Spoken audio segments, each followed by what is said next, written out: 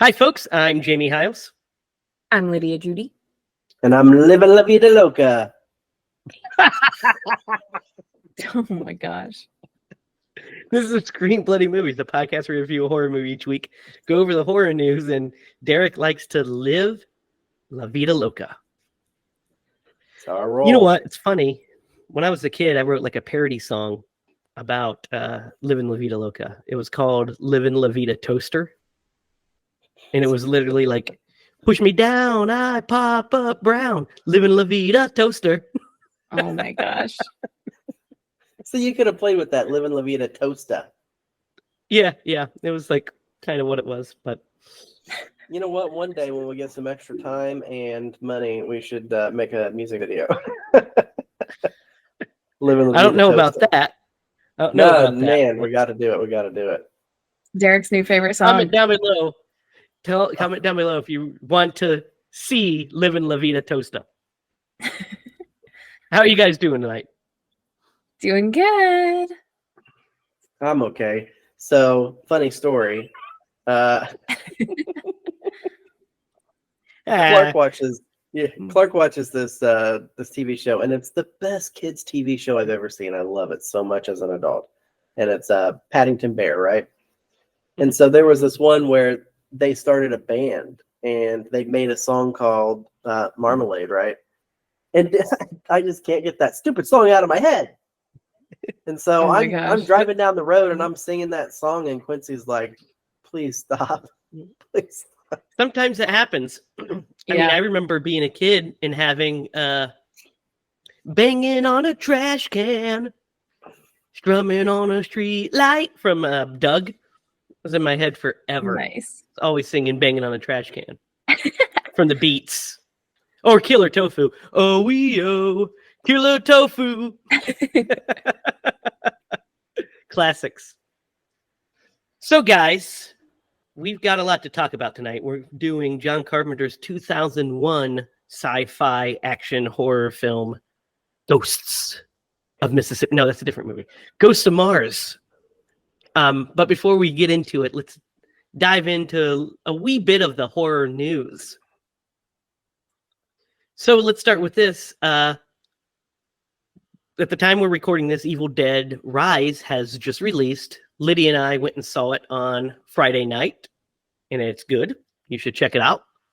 But it has made $23.5 million over the weekend.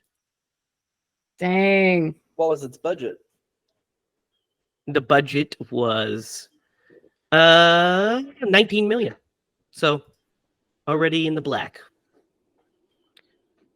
So that's great news. That means we're going to get some more Evil Dead.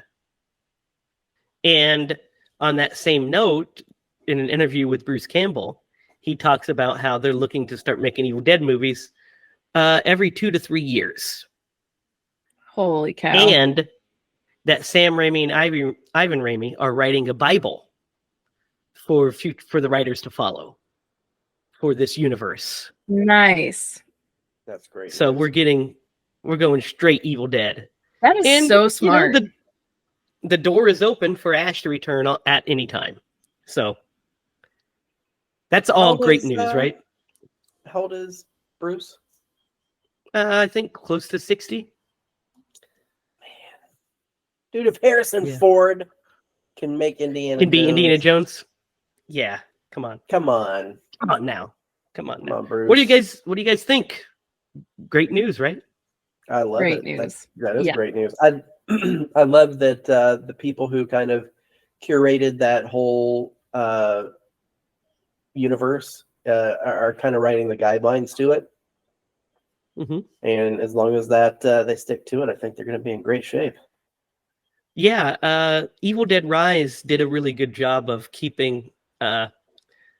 So Evil Dead, and we'll review it, of course, eventually. But Evil Dead 2013 is pretty dark, right? Yeah.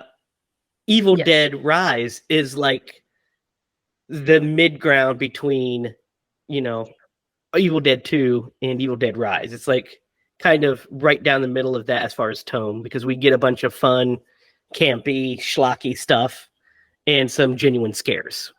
So I'm excited to see. They brought the Evil Deadness, didn't they, Lydia? There's definitely they brought the Evil Dead. Yeah, I thought like the interesting thing was I don't think I remember ever seeing like children being in Evil Dead, and this has like kids in it, which is probably the craziest thing to me of the differences of everything. I think that's what makes it a little dark, is that the kids, because I think if it were all adults, this would just be a balls to the walls banger of a like fun movie. Yeah, but there's stakes because there's kids. Derek, you have to check it out so we can review it. Into stakes? They don't turn into stakes. They don't do I that. Meant like they anyway, it was I got to work on my. Neat. Is that what you're trying to say? I got it. Yeah, well, I can't tell you that. But speaking of our buddy Bruce Campbell, he has joined Peacock's upcoming Satanic Panic series called Hysteria. For so it's for Peacock. It is a coming of age thriller. So basically the series is when a beloved varsity quarterback disappears during the Satanic Panic of the late 1980s. A struggling high school heavy metal band of outcasts realize they can capitalize on the town's sudden interest in the occult by building a reputation as a satanic metal band until a bizarre series of murders, kidnappings, and reported supernatural activity figures a leather-studded witch hunt that leads directly back to them. Sounds cool. The Satanic Panic is wild stuff. If you guys don't know, you've got to watch some. There's plenty of documentaries about it. The late 80s, the Reagan years, basically the end of the Reagan years and the Bush years. We had a hard right conservative movement in the U.S. where they were seeing Satanists in their soup, basically. It's kind of a witch hunt. It was kind of wild. Literally, like it's crazy. Yeah. Well, I mean, all they do is move the medium because it was, music back in the day, and then, now it's video games. It's whatever. It's always something. Evolves. Yeah. Yeah. The devil's in the details, Derek. He is in the details. So, guys, season 3 of Chucky begins filming next week. So, that's all the news we have regarding it, but it should be premiering in late 2023. So, hey, we're just getting some more Chucky. That's never bad news, right? Right. Man, I got to start watching these. I have not watched. You do. They're great. They're great. I really enjoy them. I have no doubt. And I can't wait till I have some free time and catch up on that. Seems fun. Yeah. So, Derek, you're going to love this news. I know you are. Joe Lynch's new movie, Suitable Flesh, is premiering at the Tribeca Film Festival in June. It stars Barbara Crampton and Heather Graham, and it is a Lovecraft story.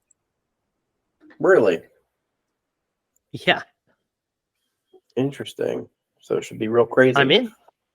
Yeah. In case you don't know, if you're new to the podcast, Derek and I are huge fans of Joe Lynch, right, Derek? Yep, the movie crypt. Yep, movie crypt all the way. We're big movie crypters. We're crypt heads on this podcast. So that's exciting. He's done a lot of. Sorry. Yeah. Go ahead. Go ahead. Good. I was just gonna say, he's done a lot of movies over the years. Great movies, yeah. It's great to see him. Mayhem was his, yeah. Yeah, get some. Mayhem was his latest. We'll have to do that one. We'll have to get into Wrong Turn 2. You can't go wrong with. Yep, that's where I was going. But yeah, Wrong Turn 2 is where it's at, and of course Everly and all of his great movies. So we're looking forward to that. Love Lovecraft stories. I mean, can't go wrong with that, right? Lydia, how do you feel about Lovecraft stories? I don't know. I'm actually just getting into Lovecraft kind of stories. So I think they're super interesting and fascinating, but I feel like I don't know much of like the history of like the writings and stuff like that. So It's always been one of those things just kind of out of reach for me. But when I do see it, I'm like, ooh, you know.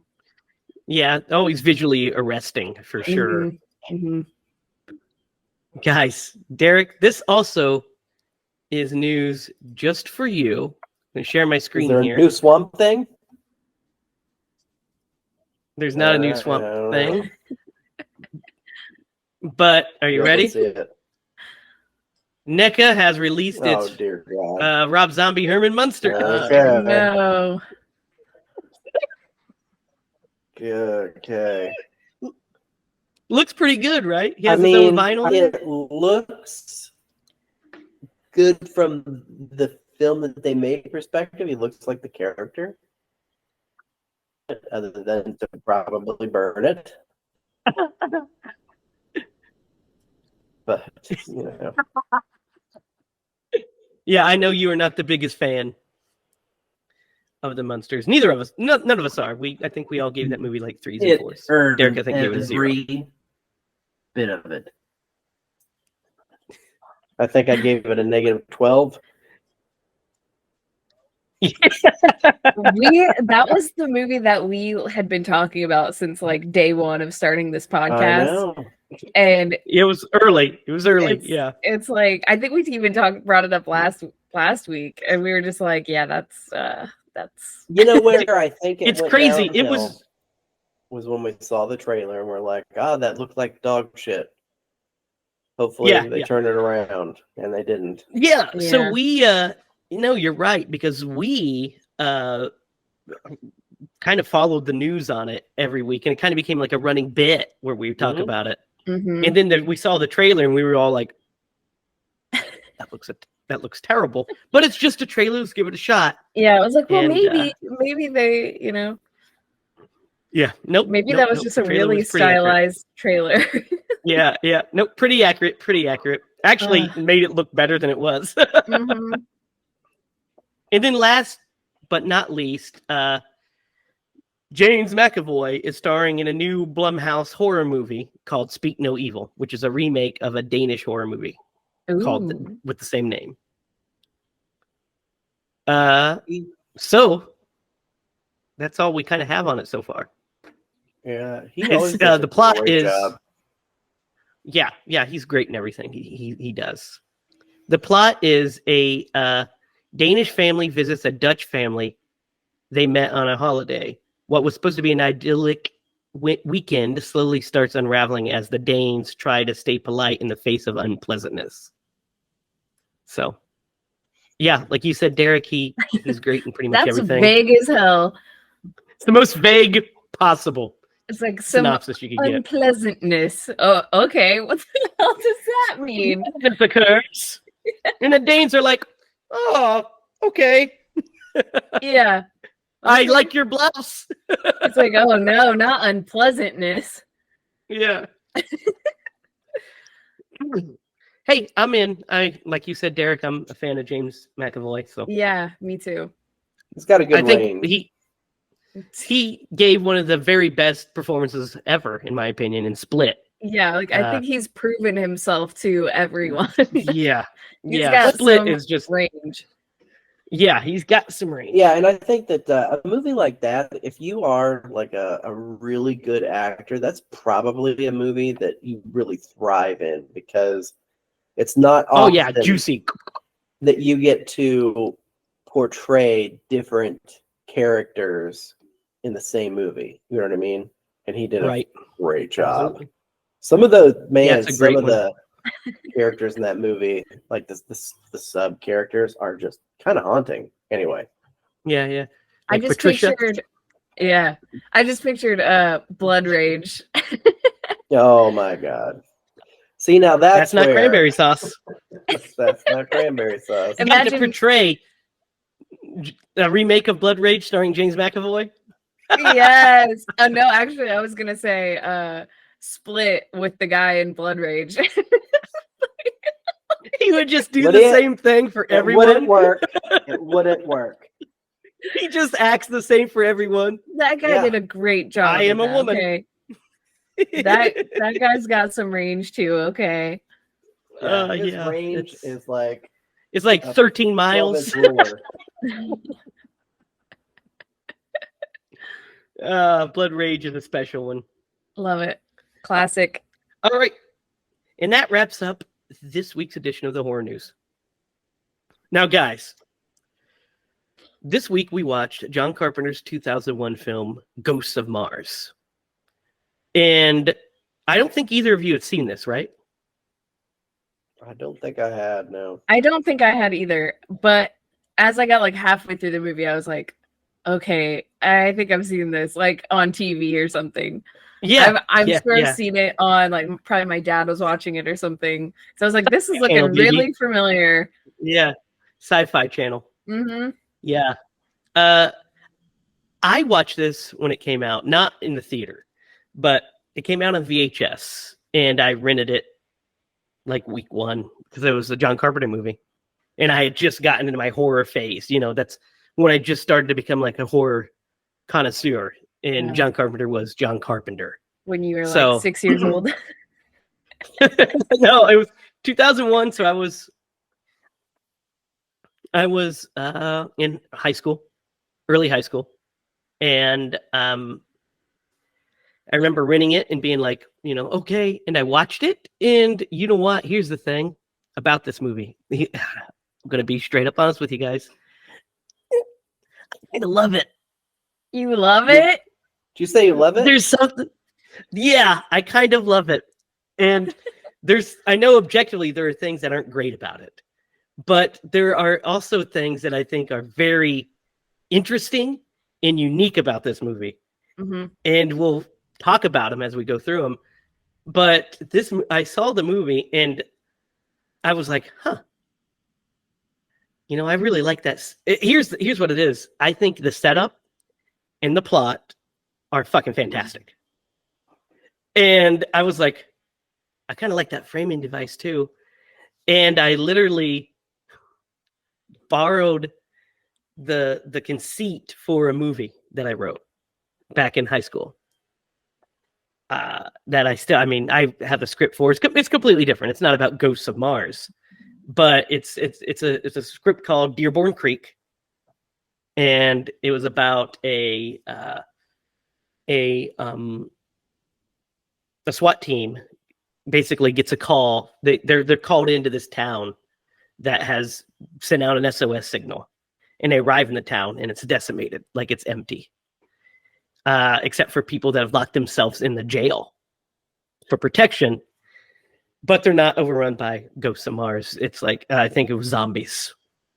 But the setup is the same. But our hero is the SWAT team leader of it. And we go through a bunch of fun beats but I use the framing device. We open with like a rubble and him being pulled out of the rubble and he tells the story. So I was like, I was like, man, this movie, there's some good ideas here. I think I can maybe even improve them with my script that I wrote. But yeah, that's still in the pipeline, Dearborn Creek. So, I mean, I don't know if we'll ever make that one, but still there. There you go. Derek, we'll budget that one out in 2035. Yeah. So, this movie, John Carpenter, after this movie, didn't make another movie till 2009. Really?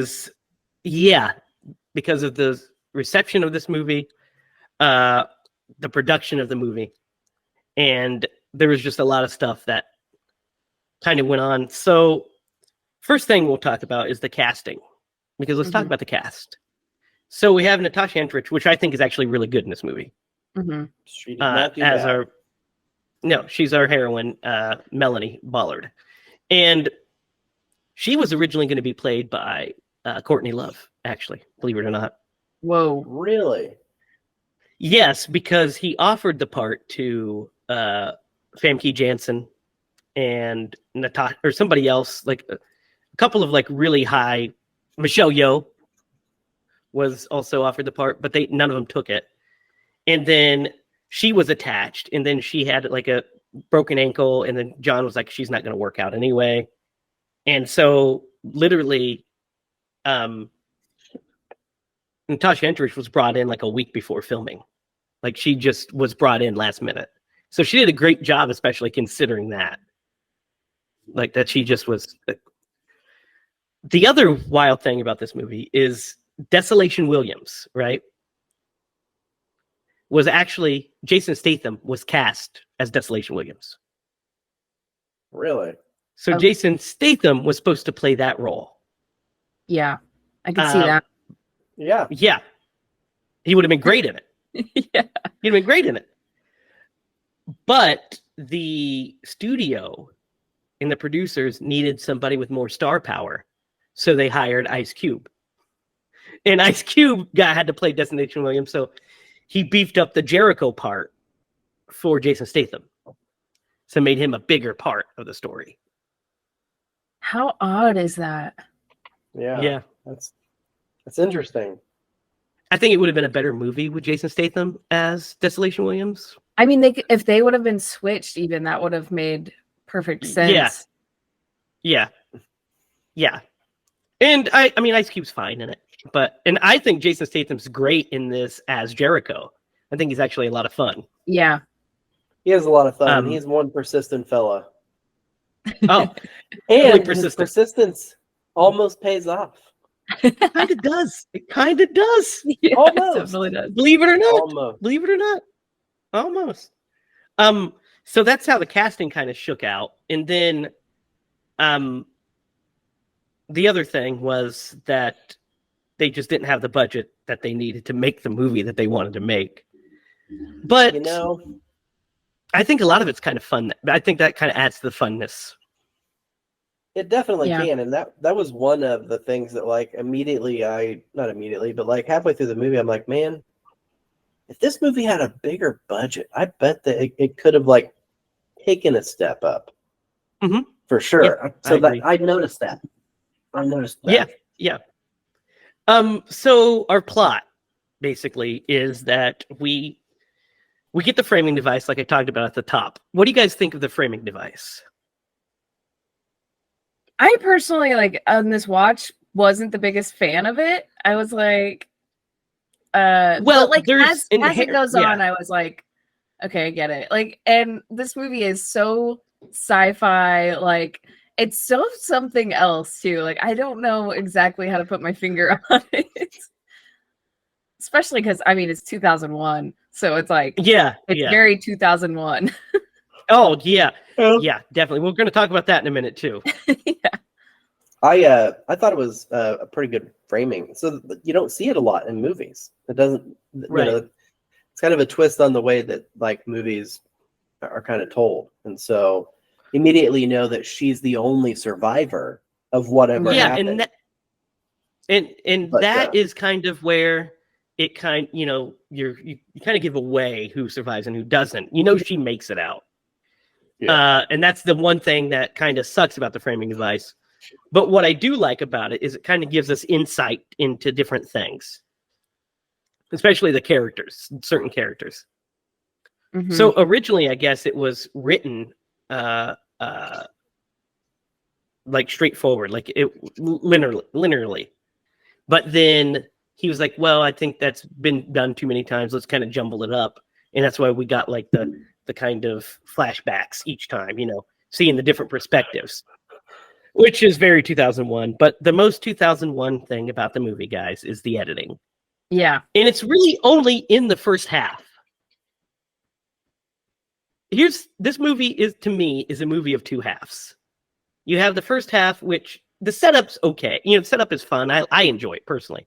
You have the first half, which is kind of, like I said, creaky, and have the weird editing. Like those like fades, like for no reason when they're walking, like jump frames. Yes. I was like, what the fuck is that shit? That's terrible.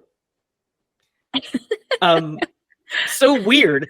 Yeah. And then the second half is way more competently filmed and actually a lot of fun and badass, I think.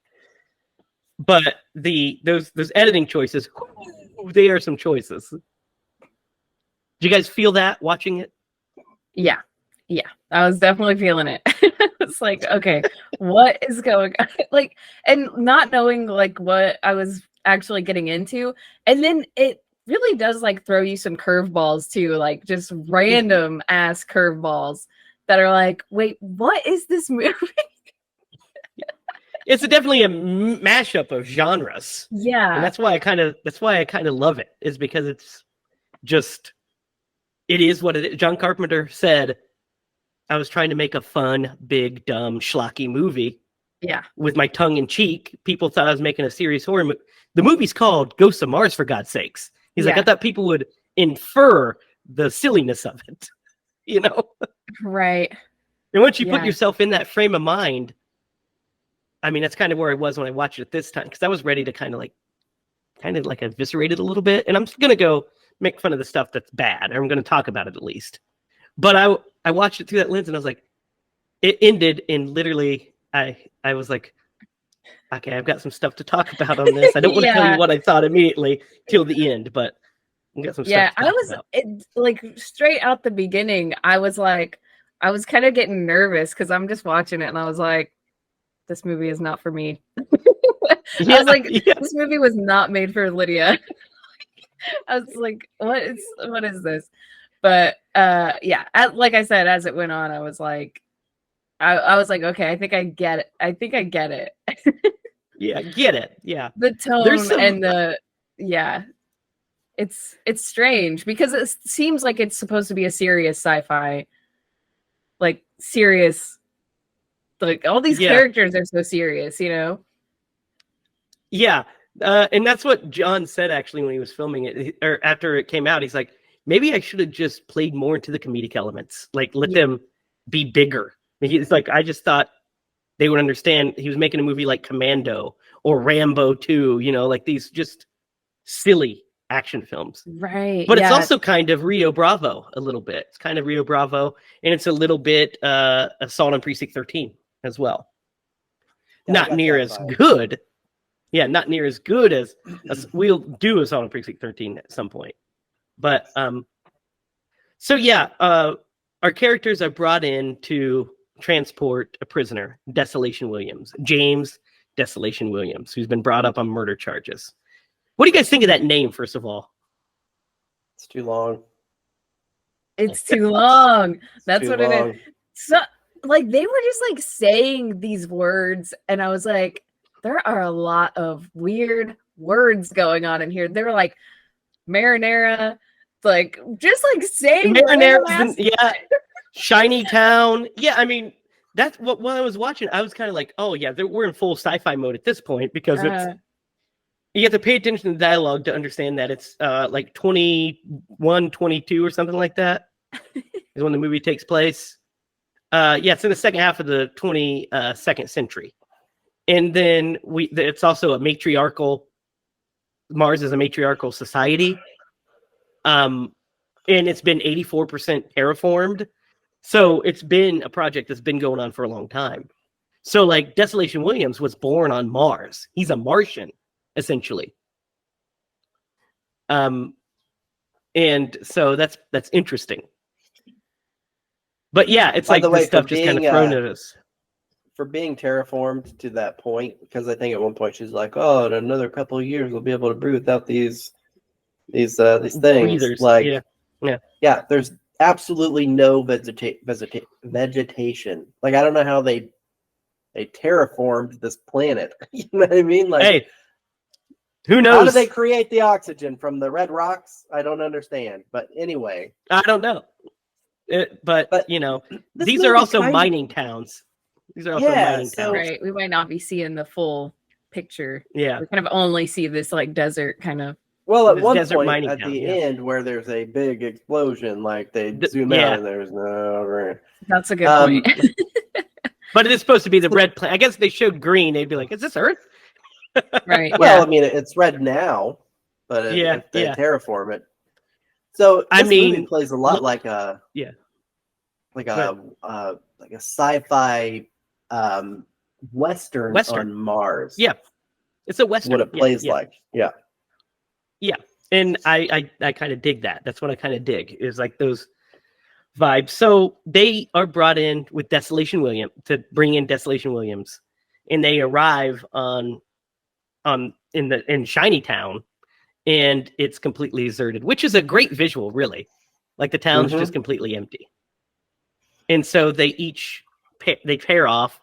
By the way, I'd be remiss not to mention that Pam Grier is the commander of this unit.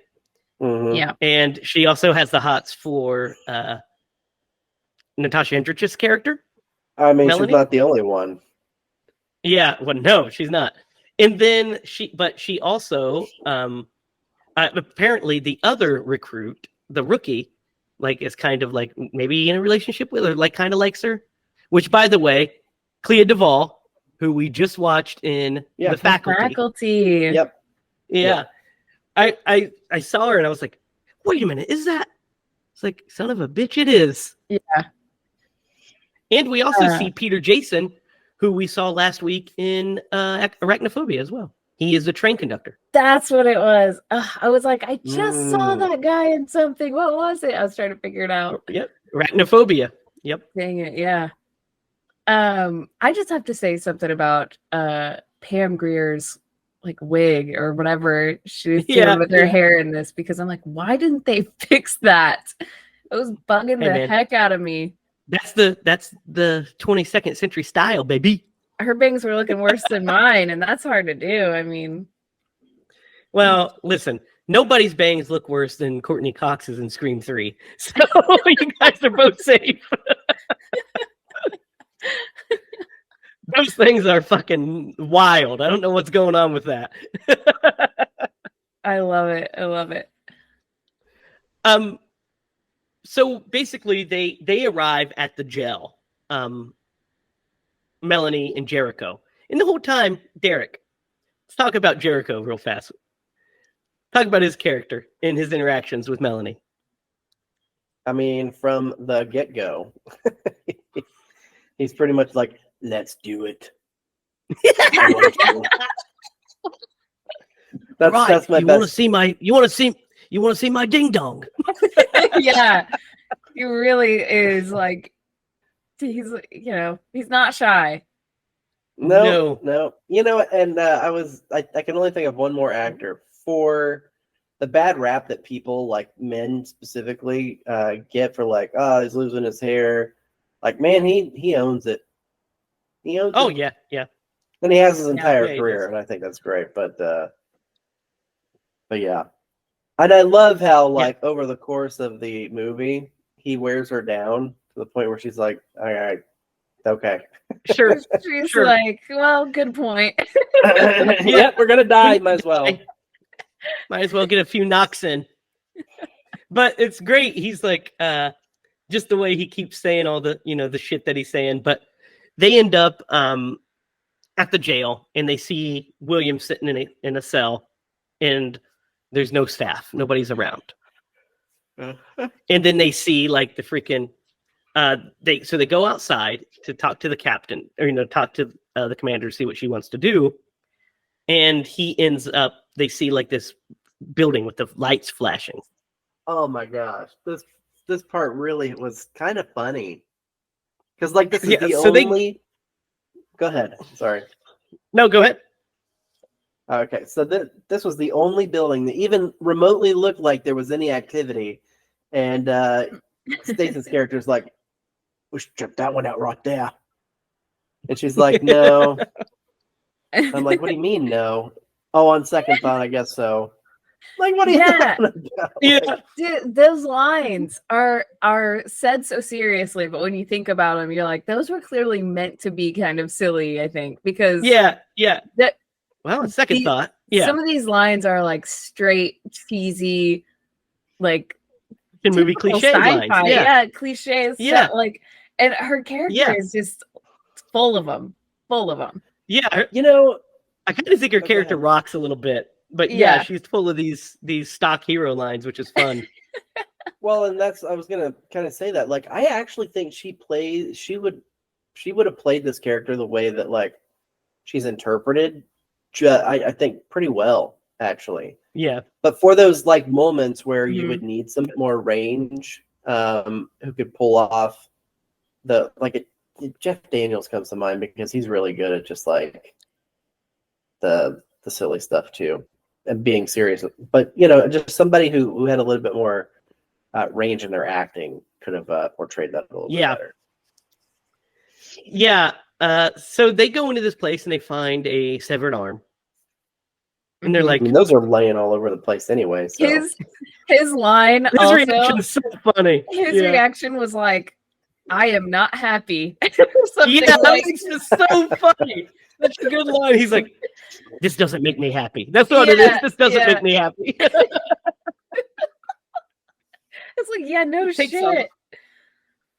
And then we find out what the other side of the crew was going through. They walk into this, it's supposed to be like the bazaar, the town like bar or whatever. They walk into this place and it's just a slaughterhouse. That's the actual word they use. And there's people hanging upside down with their heads cut off, like you do, like you do. And so they're like, yeah, this is fucking crazy shit going on here. This stuff's bad. So they, she goes off on her own. The commander does. And the rest of the unit kind of stays together because there's Melanie, there's Jericho, there's the two rookies. One's Clea Duvall's character is Kincaid, and then you have the other guy, Desano. That's right, Desano. And he's has 4 lines in the movie. He's just kind of there. Yeah, and he has a really long name. Yeah, Desano. I just felt like, yeah, that was another one of those names. I was like, where did they even come up with that? Yeah. So they see this freaking dude in a truck, essentially. And he's just, yelling, and he's kind of going crazy. And then he just slits his throat. Sarah came in for this scene, by the way. She came into the room and sat down for a second. And he slits his throat, and she's like, oh. I was like, oh, you didn't like that? I was like, I thought it was a pretty good throat slit. I mean, it's K&B, baby, so it's pretty good. Right. And he tells her, stay away, get away, in a weirdly edited flashback thing. I don't know why they fucking did that. Yes. Basically, they did some repeat kind of stuff. Yeah, so we felt always like they're trying to stretch it. Yeah. Well, it's more, I think they wanted to try to make it non-linear, but then go back and show you what happened. Almost actually kind of Resident Evil like, because there's actually a lot of Resident Evil, the video game vibe in this that I really like too. That's what I was thinking. I was like, you know what? George Romero would have been the best director to do Resident Evil, but John Carpenter would have probably fucking rocked that shit too. Yeah. Well, and it's kind of it's replaying in her memory too. So that. Yeah. Because this is all just her story. Yeah, because she's seeing it, and I remember, and then she's like, he's saying something like, stay back, stay away. And so Jericho goes to find her, and she goes in to meet with everybody. And basically, there's a really funny line where before that, they go and talk to Williams to see what's going on. And he said, he doesn't really answer her. And she calls him like a son of a bitch or a piece of shit or something. I don't know. She calls him a name. Asshole, maybe, or something like that. Mm-hmm. And they're leaving, and she's like, he said, I can't believe you, that's very ballsy of you to stand up and say these things to him, She's like, he's killed X amount of people. And she goes, yeah, and this is 8 inches. You guys love to exaggerate. And I was like, that's a pretty good line. Yeah. And then he just had to redirect it to himself. Well, I'm not really exaggerating. I can tell you that. And you're like, oh, God. He's like still trying to get into, wet PP city. So, oh my gosh. So, guys, this is where we're introduced to the villains from Jericho's perspective. We get to meet them. What do you guys think of the Martians, especially the main Martian? He's pretty cool. I think he's a great He design. looks good. I think he looks good. Yeah. Yeah. Yeah, I think he looks great. Yeah. And I think they look if not, they look pretty good. Yeah, there seems to be no coordination. They're kind of random designs. It's kind of a free for all. Yeah. Well, they are Different self-mutilating. makeup. They are self-mutilating. That's kind of what they're doing. So they wouldn't be all random. Like, one of them looks really cool. I noticed with like this like blue makeup, like blue and white makeup, and then like one had like red and white makeup, and then like not a lot of other people had makeup, and you're like, what are those two doing? Yeah. Yeah. They just are really into it. Yeah. But they all look really so they're cool all with, possessed minors. I like the ones with like the like blades like sticking through their cheeks and like I like when we see the one self-mutilating. Yeah. Yeah. You see it poke through. And the one that has like a slit in the throat and she's running it through the slit in her throat. Like that's a good one too. Yeah, and this is probably one of those things where you could go back and notice like 100 new things every time you watch it. Yeah. Because I probably didn't even catch that because I was looking at somebody else. You know, there's like it was a good one. I was like, oh, that's a damn good one. So he sees this woman carrying up a head on a spike, which of course is Pam Grier's head.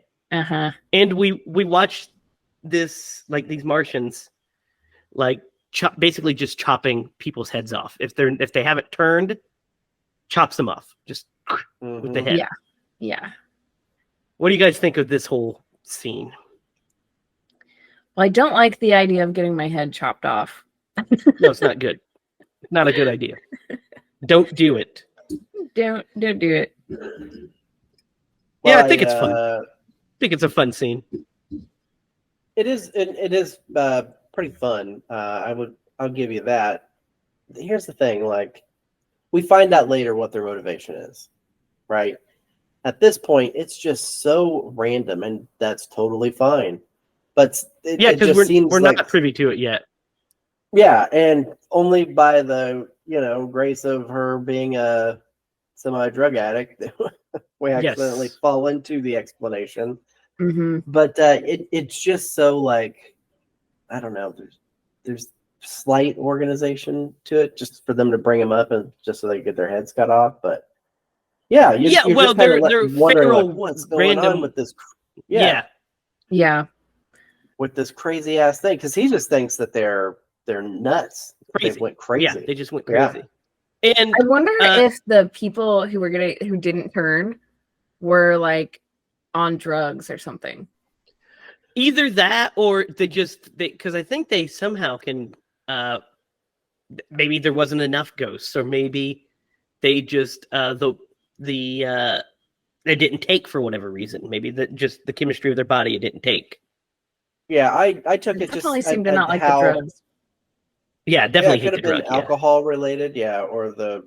Yeah. I also took it as they seem to be attacking the weak-minded first. Mm. Yeah. Because whenever they do become free, so that kind of let that cat out of the bag.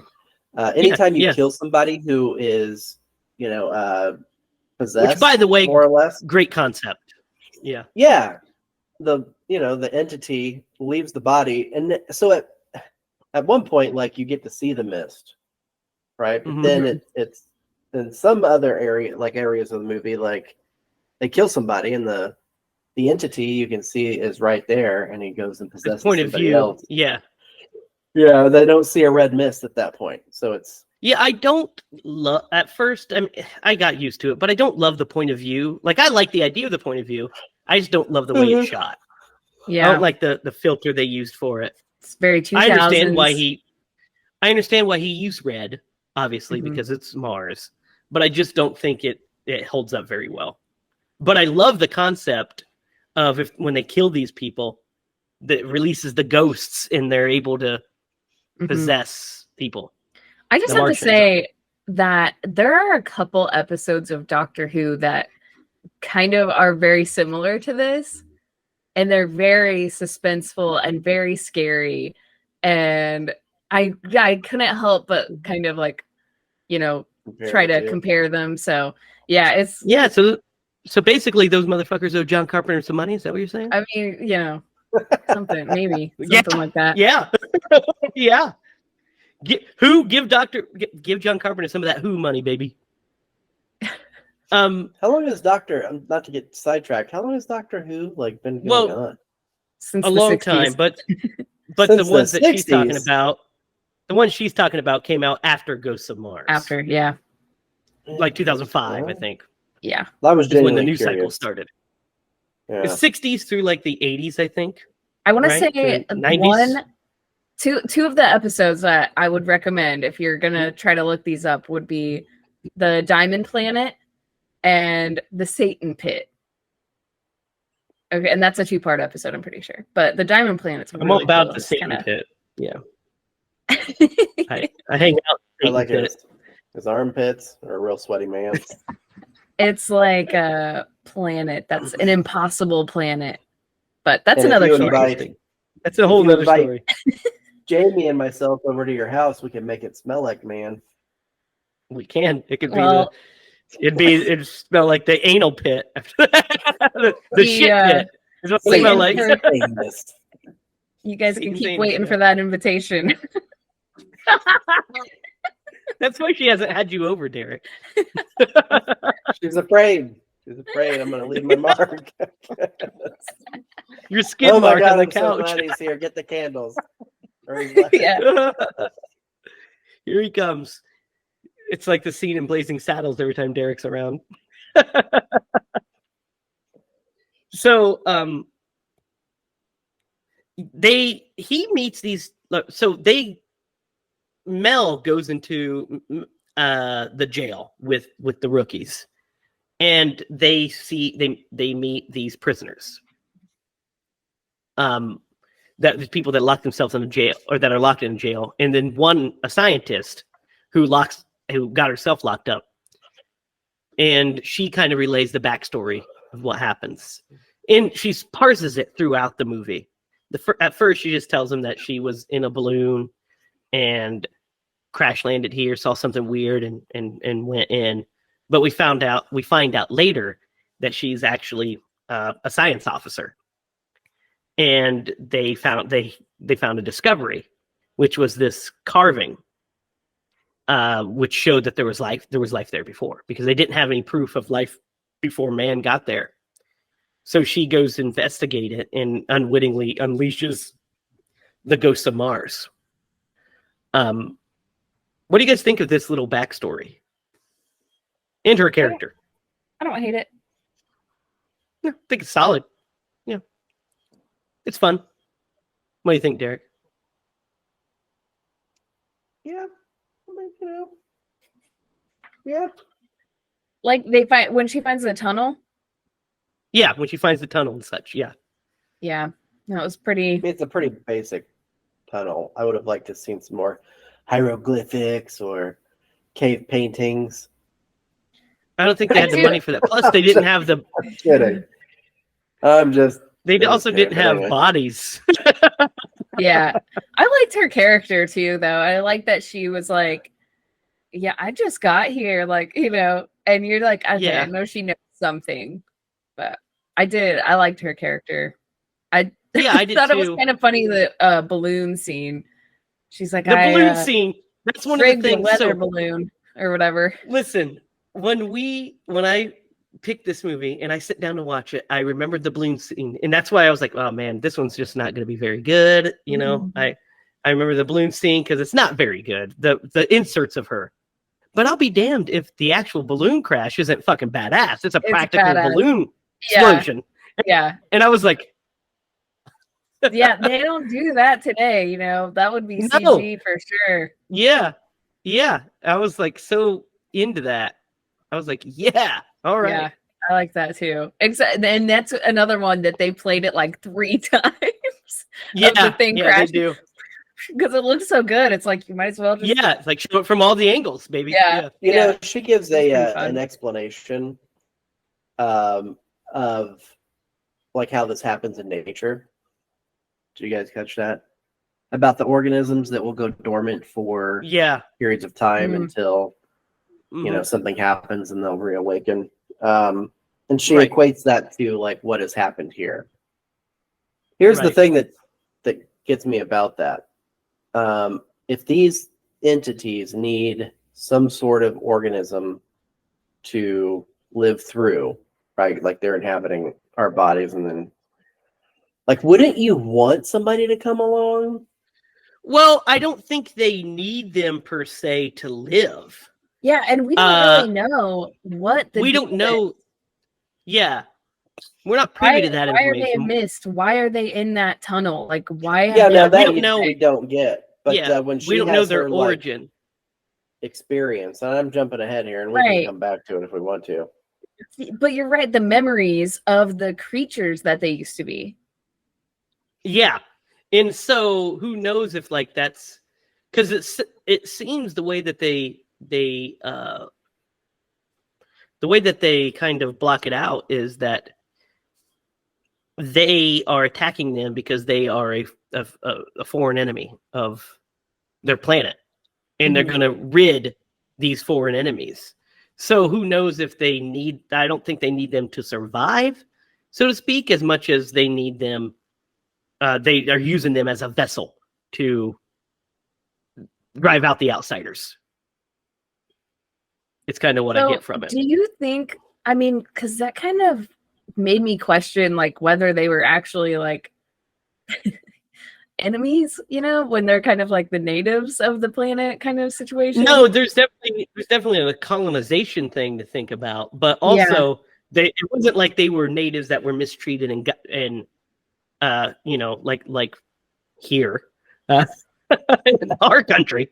Yeah. But it's you know, they were gone completely. I mean, but they were locked away by something. Yeah, who knows who locked them away? We don't know that. But they're definitely non-friendly. I mean, they're chopping people's heads off. Just, oh yeah. Yeah. I mean, obviously, so like they're the enemy, but it's like it's kind of one of those things where it's like, ooh, this is their planet, kind of. Yeah, like, I mean, it is like their they planet. just want their planet back. It is, except for the fact that we've been told that we as humans have been inhabiting it for at least 100 years, maybe more. So it's kind of our planet now too. Yeah, we have our own planet, but there's also a flash, like when she has her vision, which we'll get to. She sees Earth as well, and it kind of is making me wonder if they're going to try to take over Earth next. And there's a whole can of worms to open with that. But but Jericho brings back these three guys, Uno, Dos, and Tres, is what we find out their names are. And you know, they tell him that they were, you know, just miners, and they were there to they're going to rob the place or whatever, and then they saw this crazy stuff go down, only they don't have any guns. And they get them into the jail, and they have guns because they're, you know, Desolation Williams' posse. Buddies, his posse. Yeah, essentially. And so... And they're real not smart about things. They're real dumb. They're all dumb. So they try to break him out. That can they break him out. So the can scene. Escapes. So Williams escapes earlier, and she tracks him down and brings him back. And locks him back away. Yeah. Because he saves her life and she saves his life, and that's where they kind of get their rapport and banter. They kind of start to kind of like, because she says she punches him, like she attacks him after he's held hostage, and then he says, you know, girl, I already like you, and punches her, knocks her out. A lot of punching in this movie. There is. It's a big fun action. So they throw him back into jail, and his buddies hold him hostage and say, you need to let him out. And this is one of my favorite scenes because it's like, I was thinking as I was watching it. I remember the very first time I watched it, I was thinking, man, you should just fucking lock him in the jail cell. Mm-hmm. And they do. And it makes me laugh so hard. I rewound it. I had to rewind it and be like, I have to see that one more time. And just watching her just move to the door made me laugh so hard. I was like, how dumb can you get? So funny. Such a funny bit. I mean, These people are named Uno, Dos, and Tres. I'm sure Uno. They all have real names. That's just the name he gave them. Because we find out later that Uno is Williams's brother, right? And he's a big dude. And it's really funny when it's funny when they get out of the cell after they give them the guns. He like tries to come up and yell at Mel, and she whoops his ass. Yeah, and she does. He's his buddy. I think it's Dose. He's like, oh, you weren't gonna do anything to help me. He's like, no, I figured while you were down there, you might have. Well, I was gonna help you while you're down there sweeping the floor or whatever. Yeah. So after you're done mopping the floor, you can get me a beer or something. Yeah, that's what it was. That's the line. Yeah. So what's really funny, or what we need to touch, we kind of touched on a little bit, that Mel takes this kind of takes this drug called Clear, right? And we don't it's like some kind of hallucinogen almost. So she has it in a pendant in her necklace. Well, when Williams holds her hostage, he steals it and takes it. Well, this other guy, Dose, takes this other drug that's like a purified breather, and it gets him real high. And Derek, this is the can scene you're talking about, because they're cutting cans to use as grenades. Yeah. Go ahead, you take it over. Oh my gosh. He's got his knife skills. It's trying to impress this lady or something, or help her. He's actually trying to impress her. Yeah, he's trying to impress her for sure. Yeah. She's like whacking away at it with this knife. And he's like, let me do that. Clearly has his thumb in the way, and then just, and there's a beat. Then you look down, and he's like, he holds the can up to her. Yeah, he holds the can up to her. Just like, oh my god. Then there's a really funny cut. Weird. It's a really funny cut. It cuts from there to him with his hand all bandaged up, and he's still like smoking his drug. Yeah. Dude, that scene was so weird to me, because you see him holding the can, and Jake was like, he's about to just chop all of his fingers off holding it like that. And I was like, I just laughed like, yeah, that's not gonna, he's not gonna chop his fingers off, obviously. He totally did. And they just laugh. They're just laughing about it. That's it. He passes out. Nobody's freaking out. Yeah, they just laugh at him. This is really that shocked me. This emphasizes, and I don't know if it's the casting of the sub characters, because this is a pretty funny scene, but I don't know, the way it's conveyed in the actual movie. I just think that, going back to the budget, if they had maybe somebody else who could have played that part a little bit differently, it could have come across a lot funnier. Yeah. Yes. But it just seems it played so straight. It did. I mean?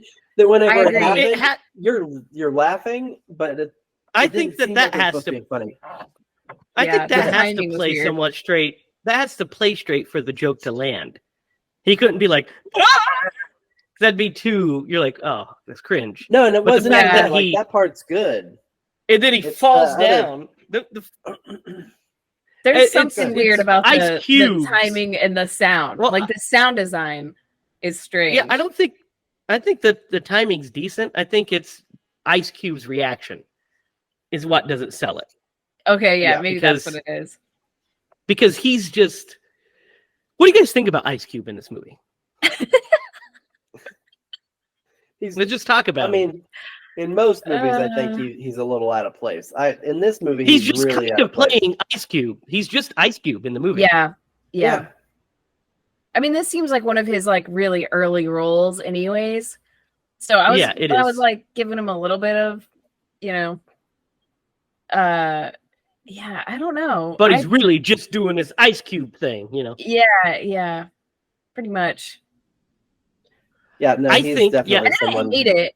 They were like, "Hey, John, he's gonna be in your movie. Just fit him in somewhere." No, not fit him in somewhere.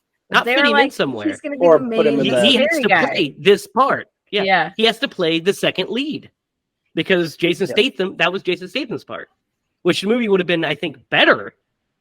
I mean, I love him as Jericho because he's a lot of fun, but I think Desolation Williams would have been cooler if he was Jason Statham. Yeah.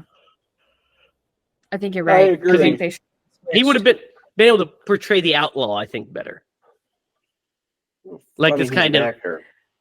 Well, yeah, this outlaw.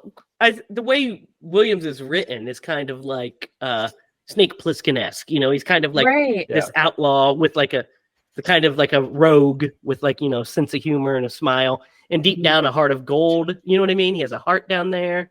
Mm-hmm. But none of that really comes across all that well with Ice Cube. I mean, there's some scenes where he does okay, and he does great at like some of the action bits, but it's like, I don't know.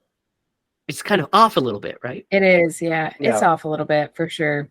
I don't want to hate on it too much because it's not that bad, but it's no, it's not. No. And maybe it's just the cast didn't mesh well together, like, you know what I mean? Like maybe they weren't like feeding off of each other. Yeah, the chemistry. Yeah, I think it's hard to tell, I think he and Natasha Hendricks have decent chemistry together on their scenes that they read together. And I think that Natasha Hendricks and Jason Statham have really good chemistry together too. I just think that as a whole, I think those roles definitely should have been reversed probably. Yeah, I think you're right. I think it would have worked better. But as it is, we have their plan is to run, basically just beeline to the train station, to the train. And they get there and the train is gone. So we get our first big action set piece, which is them fighting and gunning down all these Martians. And I got to say, guys, this stuff is really good and a lot of fun. Yeah, I agree. It's just a bunch of shooting these monsters and hand-to-hand combat, mayhem. At the end, when the explosions are going, it really rocks. But so they have to get back to the jail, and they basically lose Uno and Dos both. They also lose DeSantos and the old man that was just randomly there. But he gets his arm chopped off. Blades. The saw blades are great. They decapitate a lot of folks. Yeah. Yeah. So they have to regroup. And this is where we get that scene, Derek, that you were talking about with Jericho, where he pulls her into the room. He's like, I need to talk to you. Yeah. Dude, at first I thought he might try to like force himself, but no, he just plays it plays it all. No, he's not a rapist. He's just a horny bastard. Yeah, but that's I thought that he might try that to do that, and then he's just like, gives her the logic bomb. Hey, we're both gonna die. We might as well spend the last moments together. And she's just like, okay. Yeah, you're not wrong. Yeah. Yeah, like they start to kiss, and then she hears gunshots. They both, and Statham's face is hilarious because he's like, "Fucking really? Yeah. I finally got it." Yeah. And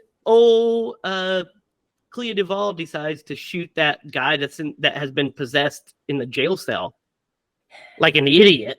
Yeah, rookie. Yeah, and she's like, I don't care what he was. I shot him. And then it possesses Mel. And this is where we get the scene, because they drag her outside because they're like, she's possessed now.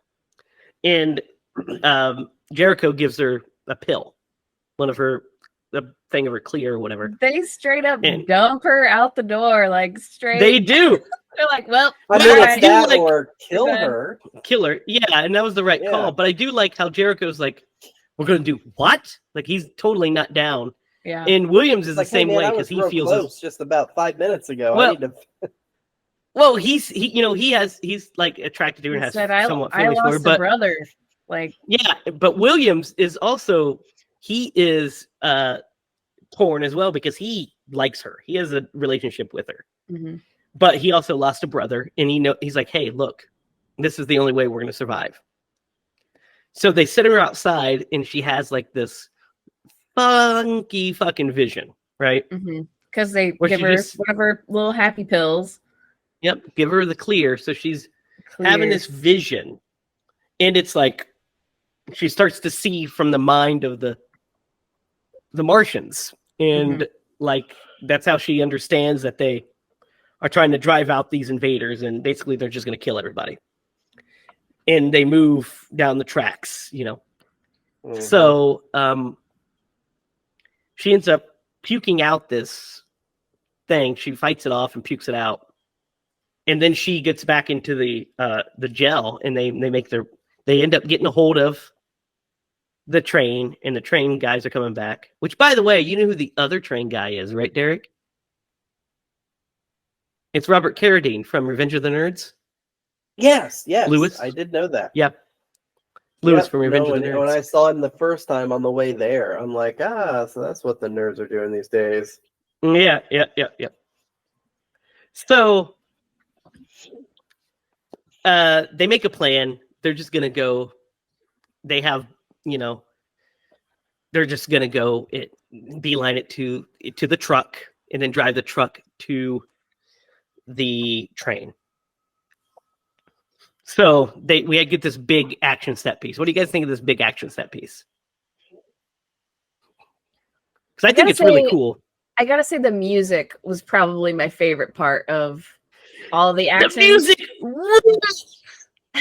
guys. I was waiting to talk about the music, but since you brought it up, Lydia, the music is, of course, done by John Carpenter, but it's done by John Carpenter featuring Anthrax, Steve Vai, Buckethead, and Robin Fink.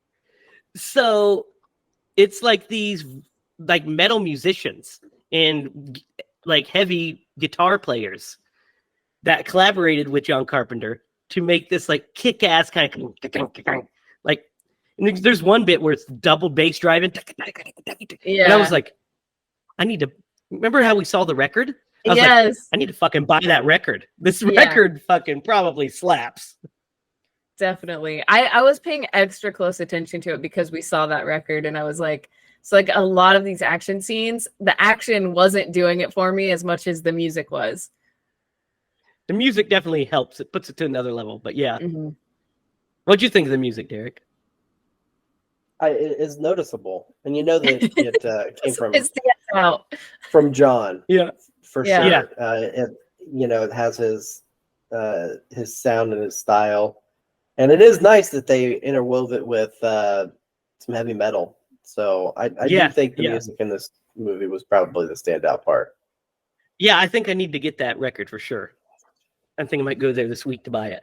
But after my son is born, because I'll probably be doing that for the first couple of days of this week. But so crazy stuff. But I like this this set piece a lot because we get a lot of explosions. I like how they're going through, like they're switching off Jericho and the Rookie and Williams and Mel. They're firing, then they're out of bullets, so they reload. The other two take over. And they keep switching like that. That's a lot of fun. And then they make it to the train, and they're off. And then Mel makes them stop.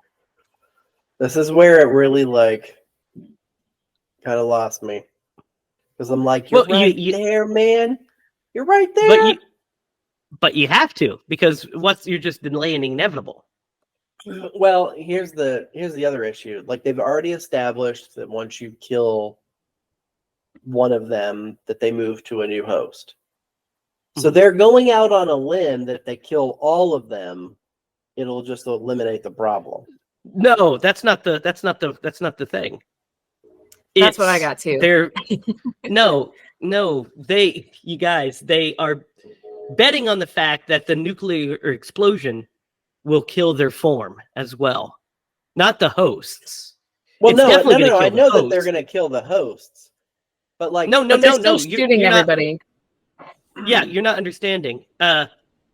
They're banking on it killing the actual entity as well. I know, but they have no reason to believe that would work. I wouldn't. That's what I thought. That would work. That's what I thought too. I was like, why do they think this would at all work? Because the science officer told them that it probably will.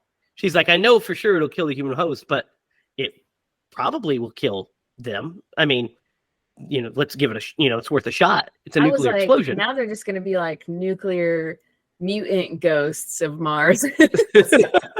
I didn't think so. I'm just like, okay, they're going to be on the but yeah, if I were anybody else on that train, I'd have been like, we're going to override, because everybody else is against her. They're like, no, let's not do this. Yeah, I definitely at first left for sure. At first, until she explains to them that more people they're just gonna keep coming, and we're gonna have to deal with it eventually anyway. So we might as well try to take them out. That's what heroes do, right? And she's like the sheriff of this town because it's a Western. She has to have her last stand. That's what Westerns are, guys. Ice Cube's line read, it was the most confusing line that I've ever heard in a movie. What did he say? What does he say? He says something along the lines of, he says, I can give a damn about this planet. I don't give a damn about this planet. No, he says, I can give a damn about this planet. But the way he says it sounds negative. But then he's like, so I'm going to fight. And I was like, wait, what? What did he just say? No, I don't think that's what he said. I had the subtitles on, and he says, I can give a damn about this planet. And I was like, okay, that sounds negative. Like, he wants to leave, right? And then he's like, yeah, changes it. But that is what he says. He does. Yeah, that's what he doesn't care about the planet. But he says, he's like, I can give a damn about the planet, but I'm not gonna die running. Yeah, but basically what it is. Is that not confusing to say I can give a damn? He should say I don't give a damn about this planet. Or I can't give a damn, or yeah. But he makes it like I don't even know. Maybe it's just bad subtitle. Maybe he tries to say can't. Confusing sentence for sure. I was like, wait, what did he just say? Yeah, basically he's like, I'm in, basically. Mm-hmm. And I do like Statham's line following where he's like, so is he one of us? Is he a prisoner, or is he one of us now? It's like, he's one of us, basically. And I do like how he is at that point, because we see him during the action beats, like pulling them inside and saving, them. So like he's not just out for himself, he's out for the whole crew. So they go out there, and we get another action beat, and poor Clea Duvall gets her head chopped off with a saw blade. Yep. Unfortunately, Jericho dies, which is sad. But he went out, like, taking out a bunch of those motherfuckers. Mm-hmm. And then I shed a tear. I shed a couple tears for him. No, I didn't. Yeah, I was sad when he died. I was sad because I'm like, oh man, I wish he would. We knew he didn't because of the ending of the movie or the beginning of the movie, but we're like, man, just kind of hoping he would because he's the coolest.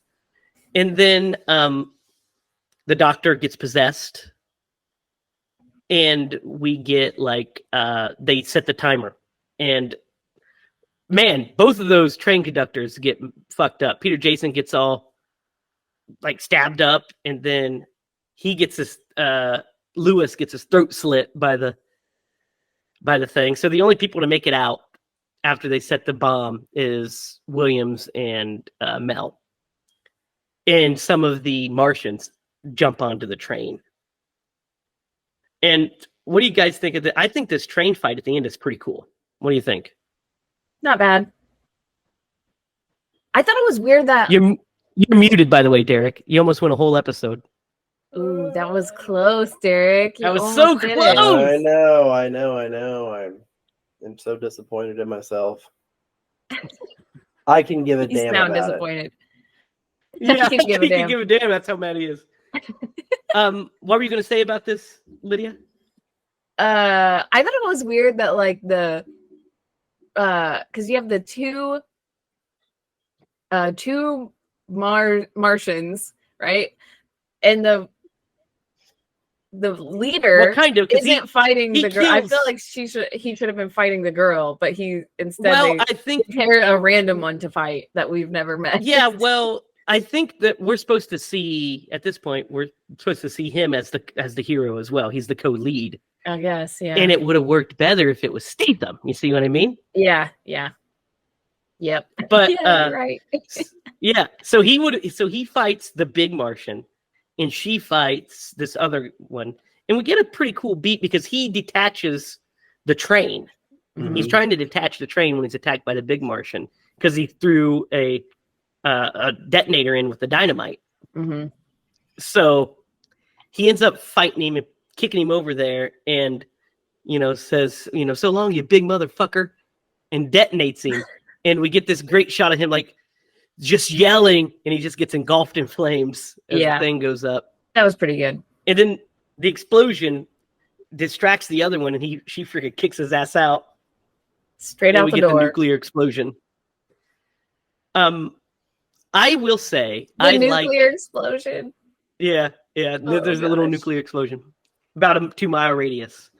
But I will say I really like this next scene with Williams and Mel when he's like sewing up her leg. Mm-hmm. Mm-hmm. I think that might be Ice Cube's best scene, honestly. Yeah, for sure. And we get this cool little dialogue between them. Yeah, I like the dialogue. It's so awkward when he handcuffs her. He does it really. It's that Ice Cube thing that he's doing. I was like, is he just going to keep holding her hand? Yeah, that's what I'm. Well, and I think where it was eventually handcuffed, because she's laying down. He's like doing her leg. And then he's just like, I'm going to hold your hand. I'm standing up. I'm going to put your hand way up here. And then I'm just like, it's a little clunky. Well, I don't think that's not the worst. Because I think it's just the way it was performed. Because I think the blocking works. Because he does set up, holding her hand like this, are you okay? Yeah. How you feeling? And he's like, I'm going to get you some, a pillow or a blanket. And when he reaches up, he should have just... The problem was we didn't get any insert shots. We should have got an insert shot of him cuffing her hand. We just get sound effects. Yeah. And that's what's missing is there's an insert shot mixed in to link it together. Jamie, I think you should have directed this movie. No, I'm no John Carpenter. John Carpenter can do whatever the hell he wants. My best movie will probably be worse than Ghost of Mars. I think he's John Carpenter. I think this movie would be good in your hands, though. Like if you had to remake it. I think I would be able to handle it. Yeah, I think I could be able to handle it. But I'm not saying I'm better than John Carpenter because the truth of the matter is no one is. Deal with it. Yeah. I said what I said. No one is better than John Carpenter. But I think that's a really nice scene between them because it kind of ends well too. Like he's like, what are you going to do? Shoot, fucking shoot me. Mm-hmm. And she's like, I'll be catching you later. And he smiles and he's like, sure you will. See, and in Statham's hands, that would have been better, I think. Yeah. Mm-hmm. We would have got sure you will. Kind of, instead of like, I'm just too cool. It would have been probably like sexier too, Yeah, and suave. Yeah. So we end up back at the beginning and she finishes out the framing and she's laying in bed and she wakes up to this big lockdown.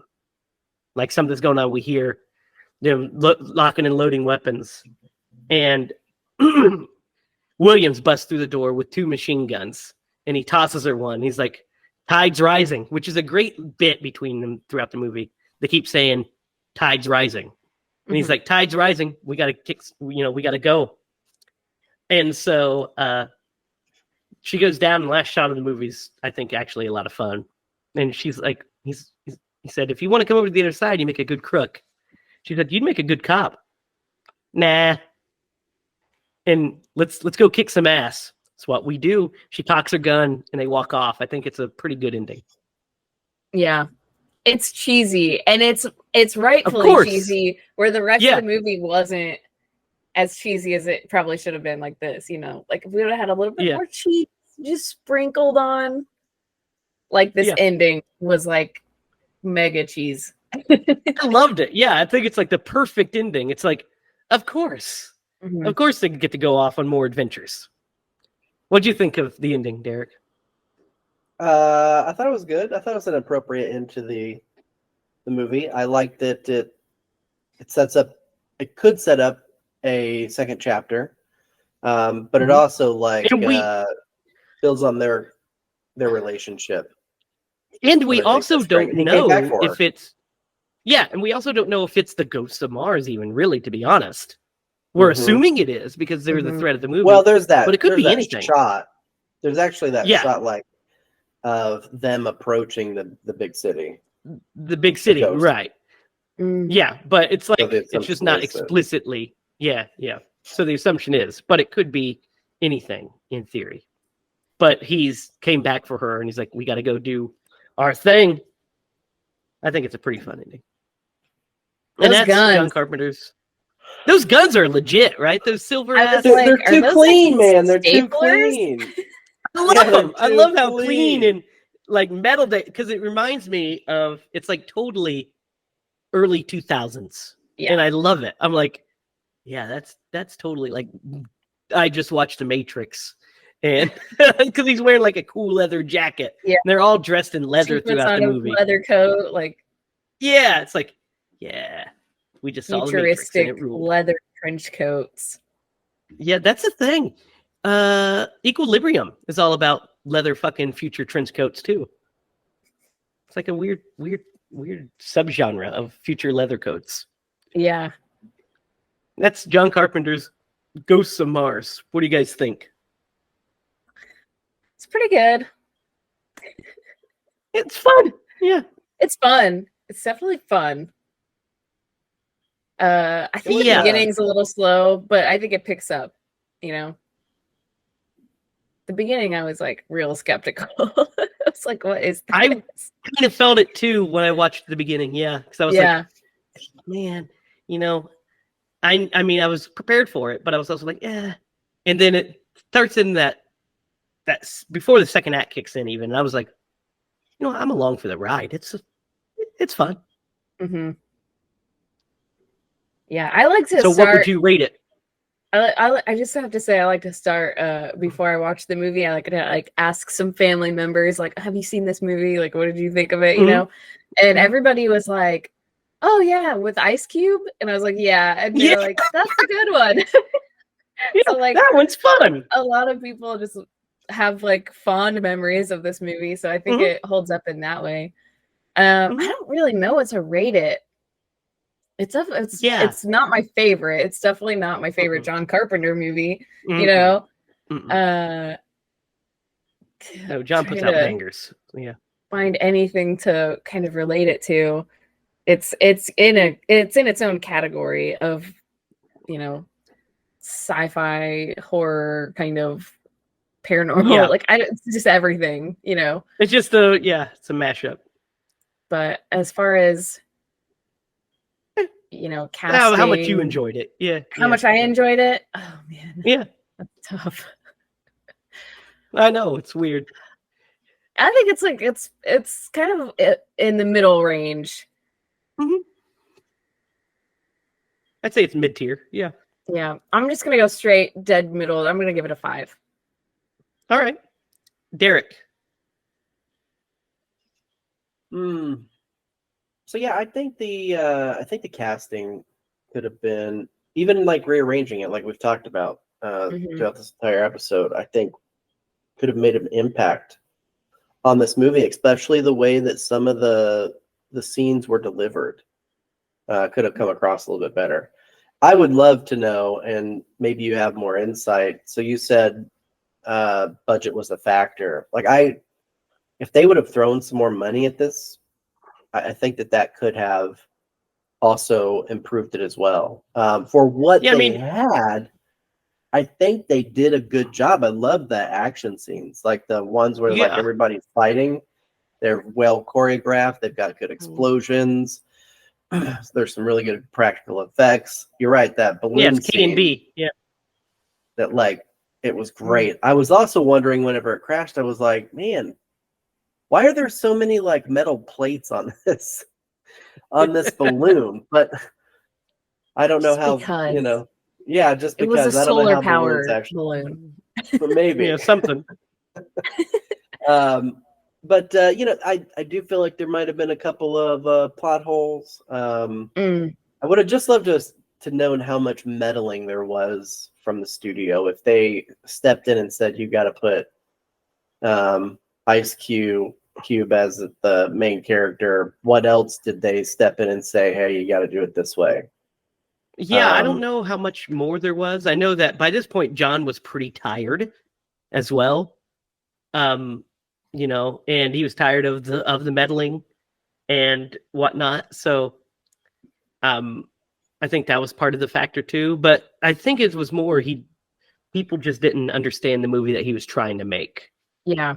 And I think once you put that into that perspective, the movie's way more enjoyable. And it's not that it wasn't enjoyable. There were a lot of aspects of it. I actually really enjoyed Natasha Hendricks. Maybe I even said it wrong that time too. Either way, I enjoyed her in this movie. Like, I think she did a pretty good job for the role that she was cast to play. I'm going to give this movie a 6. I think that there is room for improvement, but it wasn't a movie that I disliked watching. It was decent. Yeah, so I went to this review planning full stop to give it like a 4 or something. And because I just hadn't watched it in so long, I have it on Blu-ray, and I hadn't watched my Blu-ray of it yet. Sarah bought it for me for Christmas, and I hadn't watched it yet. So, I went into it, and as I was watching it, like I said, that first part, it's a little, I love the setup still, but it's like, a little slow. But then once it picks up, I was like having a good time. I was like, this movie kind of rocks and rolls a little bit. And then that soundtrack rips. So I was like, this movie is actually kind of a lot of fun. So that's why I said at the beginning, I kind of love this movie, even though it's a mess. I know there's plot holes. I know there's weird editing choices. I know that it's definitely not John Carpenter's strongest movie, but I had a good time with it. And I also, Derek, am going to give it a 6. And I fully expected to give it lower, but I had a good time with it. So 6 as well. So it's weird we were talking. Go ahead. Sorry. No, it's go ahead. weird to think that John Carpenter, like the master of atmosphere, like this doesn't feel like his other movies. Well, it kind of feels like Escape from LA. Really? It kind of has that kind of just I don't think I've ever seen that. Now, Escape from New York's a Stone Cold classic. We'll do it eventually. But Escape from LA is... See, and Jake brought up The Thing to compare this to. And I was they're night and day. Completely dampened this movie. Just picturing that. I was like, that is such a masterpiece of horror. And this is like... like this you said, night and day. Not really... Yeah, it's not really a horror movie. It's a sci-fi action movie with horror elements, basically. Yeah. So we were talking about casting, and we might as well just jump right into recasting this movie with the great Tom Atkins. Thrill me. Thrill me. Thrill me. Thrill me. Who would Tom Atkins play in Ghost of Mars? Jericho. Yeah. If you're talking about the way that it was cast that we watched, yeah, I agree. Tom Atkins as Jericho, and we'd put Jason Statham. Statham as Williams, and then Ice Cube would be Williams' brother. That way he's still in it. I don't want to take him out of the movie, but no. Yeah. But yeah, I think Atkins as Jericho would be hilarious. Can you imagine him hitting on Natasha Henstridge the whole time? First of all, she just would have boned him in the train. Yeah. We know that would happen. It would have been game over. There wouldn't have even been a question. Like he wouldn't have to keep bringing anything up, you know? Statham's got to really try and like work for it. Tom pops open a 6-pack. Tom's just smoking a cigarette with a beer in his hand, and she's just like all over him, you know? So do you want to do it later? Yeah, right now. Right now? Sounds good to me. We'll be late. Love it. Like every scene, they come out of like one of those doors, and their hair's just like all messed up. And every transition, he's got lipstick marks on his neck. Yeah. Love it. I love our new version of this movie. Statham's just like all pissed off about it. He's just pissed off in general because he's Destination Williams. I'm tired of you guys always fucking when we're trying to be escaping. Yeah. Yeah. Oh my God. What am I going to do? Any of the actions. Have you seen him? By the way, he also survives in this movie as well. Yeah. So, that is Ghost of Mars. Whose turn is it to pick next? It's yours, right, Lydia? Yeah. Is it mine? It is your turn to pick. Oh no, I'm so unprepared. Derek picked Arachnophobia. Oh no. Oh, what am I gonna pick? Okay, let's do the original. Okay. The original It. Ooh, the miniseries? The miniseries with Tim Curry and a bunch of other good people. A bunch of them. John Ritter, Harry Anderson. Yeah. Yes. You're like a bunch of other folks. Just John Ritter's the only one I can that name. Movie. Annette O'Toole. Yes, she is. The young cast, man. Jonathan Brandis. Yeah. Jonathan Brandis, Seth Green. Yes. Seth Green?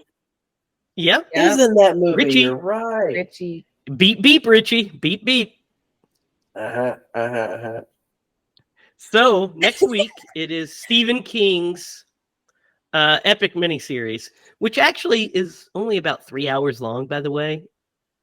That's a good thing. But, yeah, it's not 5 hours or anything. But Stephen King's It, the miniseries directed by Tommy Lee Wallace, who we all know as the director of Halloween 3 and the production designer on Halloween's 1 and 2 and the editor of 1 and 2. So that's what we're going to watch next week. Derek, do you have a story for us? Shooter. Became Shooter McGavin, sorry. Yeah, I was not prepared for this. What is it with you guys not being prepared tonight? Yeah, well, at least I just didn't know it was my turn to pick. I mean, Derek knows that we ask him about a story every single week. True. He has no excuse. Do you have any baby-related stories for Jamie? Any Jamie-related stories? No, baby-related stuff. I mean, Jamie is going to the hospital. I got vomited on in my eye by my son. Ew. Yeah, let's not tell that one. Okay, so here's a Did you have a funny one? I have a very cute man. So Clark vomited in my eye, and then Ellie literally like fucking shit shot me. Ew. I went to like change her diaper. This was whenever like we recently brought her home, and it was like I opened the door. She just shot shit all over. No. Oh no. I got a couple of really funny stories. So one is really cute. So like, we had Clark home. He might have been 8 or 9 months old. I'm like holding him and I'm eating a breakfast sandwich, and I go to take a bite, and he just like comes in from the side to try, and he's not on like solid food, and he did it like 2 or 3 times. He wanted a bite. Yeah, what really got me was I watched a video, like one of those like short little clips of somebody who was doing something similar, and the baby kept going. Ha, ha, ha. It was adorable. It was adorable. Yeah. That's So awesome. you're saying I should keep food away from him because he'll try to bogart my food. Yeah. Well, he's going to sleep a Little lot moments. in the You initially, but son of a then, bitch. yes, he will. Oh man, it's so crazy. It's like piranha in the morning because Quincy will make herself a breakfast sandwich, and then from the moment she gets it done, both kids are like, Ellie's always like, bite, bite, bite. And Clark's like, can I have a bite, Mom? By the time she gets to the car, like half of it's eaten by the kids. She should really make herself So you make two of them. They can Yeah. they can Yeah. share Split one. one in half. Exactly. But Yeah. yeah, that's pretty That's cute. funny. That's awesome. All right. They That just melt is your little our heart. show for this week. That's our show for this week. We will see you next week with Stephen King's It. Hopefully, I don't look extremely tired. Disheveled? We'll see how that goes. I might be disheveled, tired with poop and puke on me. Yeah. So we'll find out. You can follow us online at HiLa Productions. You can follow us on Facebook at HiLa Productions. Follow us on Twitter. You can follow Derek at DDogTheMaster. You can follow Lydia at Lydia Spooky. You can follow me at Racket. Be sure to comment down below on your favorite John Carpenter movie that we have not yet done, and any other suggestions. Until next week, for Derek Lemaster and Lydia Judy, I'm Jamie Hiles. Remember, if you're going to scream bloody movies.